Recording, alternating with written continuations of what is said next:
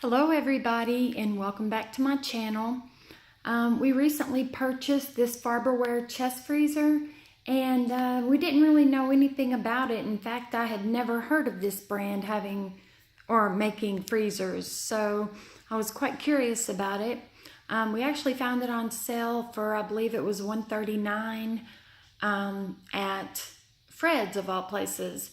I think it's now on sale this week and it's like $10 cheaper. So if you're looking to buy one of these, you might want to check the Fred's flyer because they offer some great deals on it. Anyway, 2-year warranty,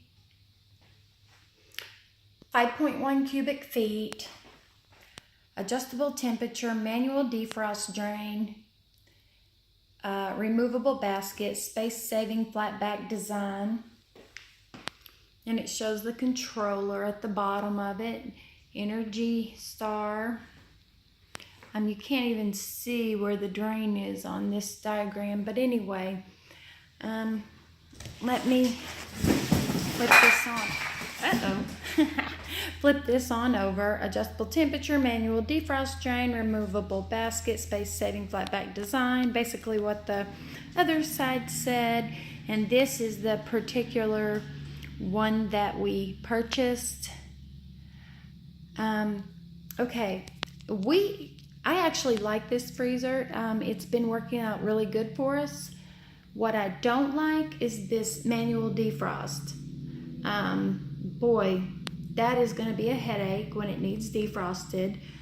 For those of you that don't know about the whole defrost purposes, that are maybe younger and have never, had to deal with defrost in a freezer or a refrigerator, it means turning the controls off, turning the power off, removing all of your stuff out of it, and spending, I don't know, half a day, depending on the temperature in the room, letting it totally defrost and melt, then using the drain at the bottom, pulling the plug, and then it would also mean probably having to tip it forward to drain the water out of it from the frost that's melted.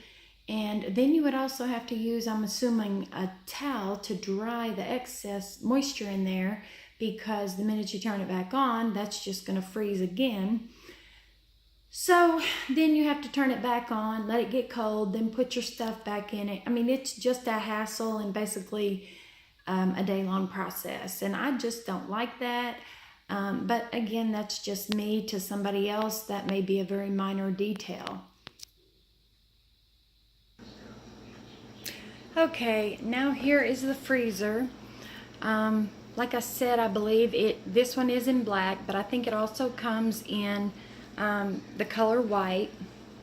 Yeah, it looks kind of, it has fingerprints on it, but the finish doesn't look as bad as it appears in this video. Anyway, Farberware. As far as the height goes, it almost comes up to my waist. And down here are the controls.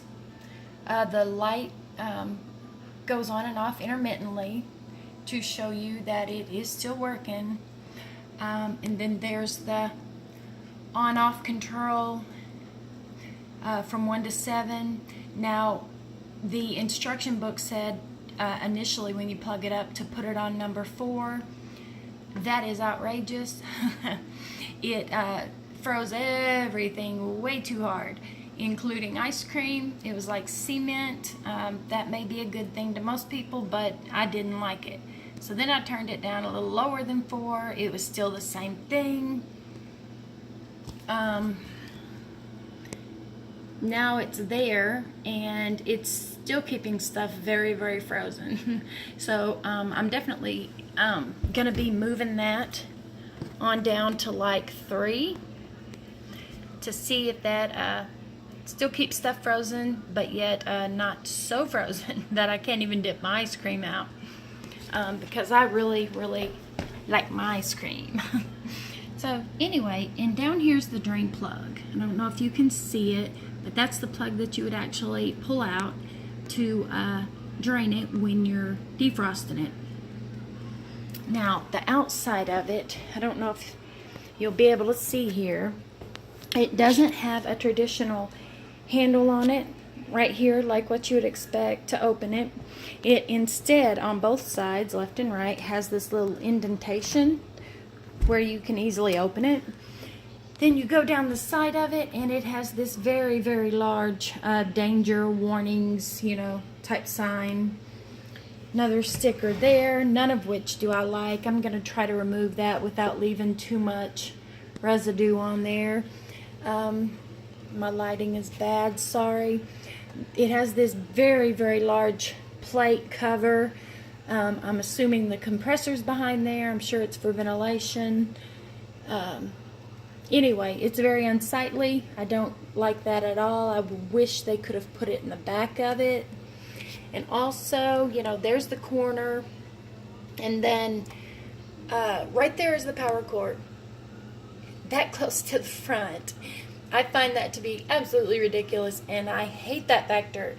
It goes the whole length of the freezer.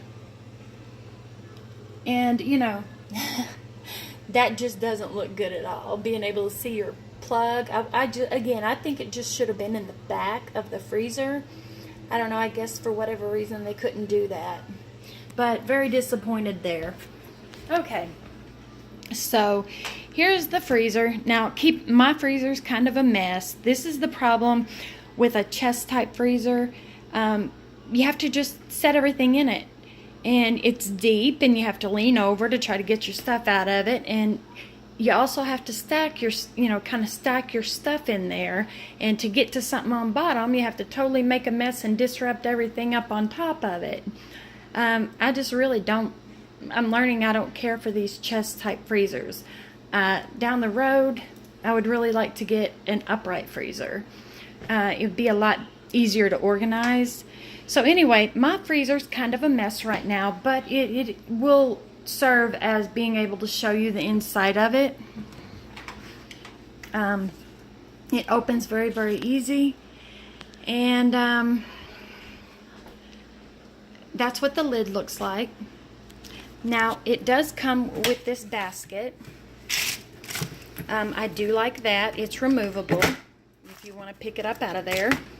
And it is the only thing that gives you a handy little spot to put your, your smaller stuff.